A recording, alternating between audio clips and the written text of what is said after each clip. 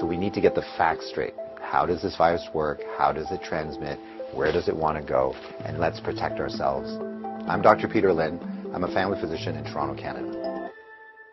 The coronavirus is a family of viruses that can cause as mild things as just a common cold, all the way up to SARS or MERS. These are these bad pneumonias that we're talking about. And basically what these viruses are, they look like a tennis ball with all these spikes sticking out of it. And depending on the type of spike, it allows that virus to attach to certain places. So some viruses, they have the spike that attaches to your nose. So basically you just get a common cold. But the SARS virus and this new virus that we're talking about has the spike that allows it to attach to the cells in your lung. And when it attaches there, it puts in information to make photocopies of itself. So it uses our equipment to make more viruses. I'm declaring a public health emergency of international concern over the global outbreak of novel coronavirus.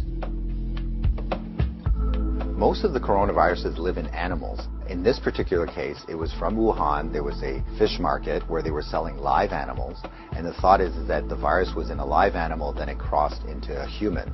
But then what we found was that people were getting sick in terms of healthcare workers, in terms of family members that were looking after them, which now meant that the virus can pass from human to another human.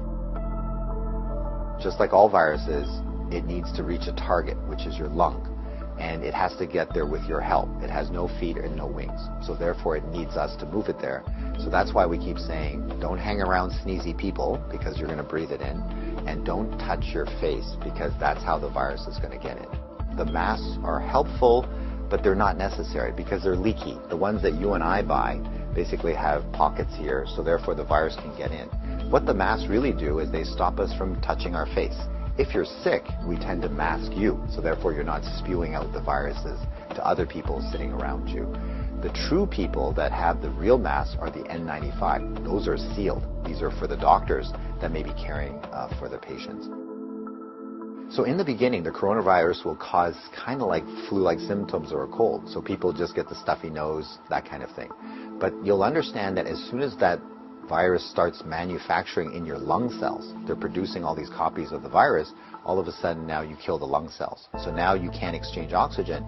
And that's why one of the early symptoms is people get very short of breath and they tend to have a difficult time breathing, and that's why they end up in hospital.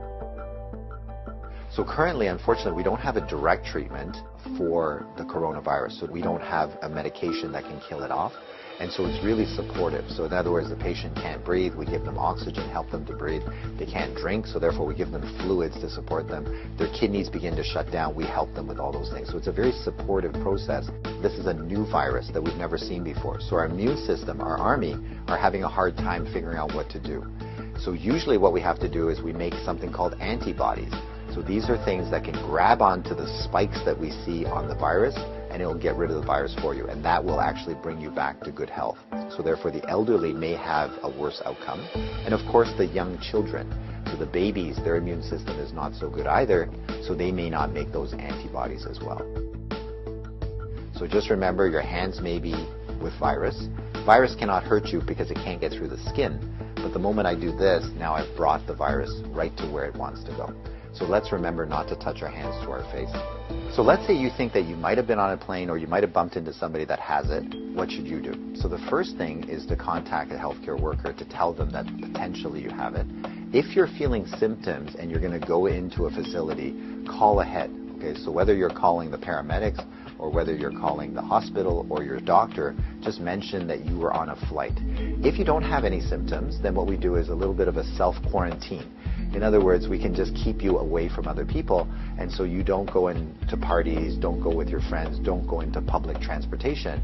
So we can contain it very easily by making sure that you do a self-confinement, so to speak. For the, let's say, 7 to 14 days is the longest incubation time. So after that, if you're feeling well, then you don't have anything to worry about. So if we get the facts right, then we don't have to be overly worried, but we do the right things so that we don't get the virus ourselves and that we don't pass it on to others. And if we look after each other in this way, this virus will have nowhere to go. It needs us to move it, it needs us to make copies for it, and if we don't help it, then the virus will stop. So we have the power to do that right now.